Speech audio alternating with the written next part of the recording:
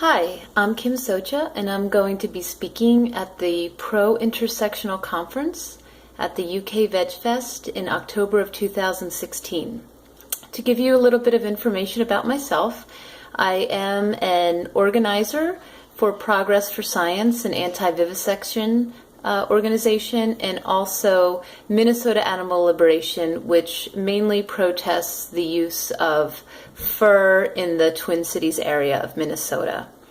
A bit about some of my scholarship. I am the author of two monographs. One is Women, Destruction, and the Avant-Garde, A Paradigm for Animal Liberation, which, as you could tell by the title, considers correlations between feminism and the animal rights movement, amongst other liberatory movements. And I'm also author of Animal Liberation and Atheism, Dismantling the Procrustean Bed, and it's a focus on mainly the problems with religion as a pathway to animal liberation and the promise of atheism. And herein I do include ideas related to intersectionality, as I try to do with all of my writing.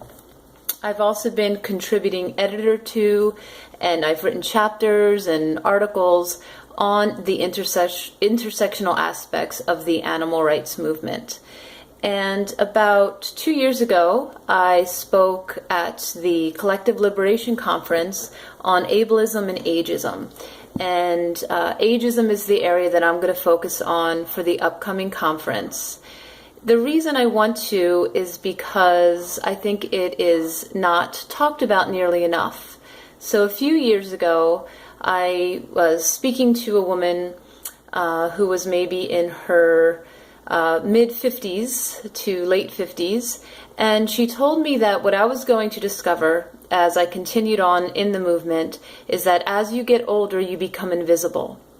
And this is especially true for women in the animal rights movement, and really in the world at large, because the movement is a microcosm of the world that we live in and that we navigate and try to make better.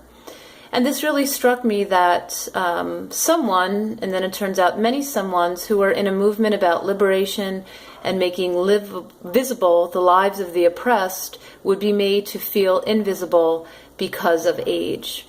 And this is something that we constantly hear in organizational groups, and there is some strategy to it, that we need to focus on youth. That's where our outreach should be, kind of that Whitney Houston idea of children are the future. But I think by focusing solely on youth, people of, probably under the age of 30 or so, we aren't being necessarily strategic and missing out on a key demographic of people who can and want to be a part of social change, whether it's for animal rights or feminism or racial justice or any of the issues that one might bring up. So that's really the main area where my focus is going to be within this broad idea of intersectionality. I don't think anybody should feel that they're being left out of the movement, especially when, in my experiences, some of the people doing the real,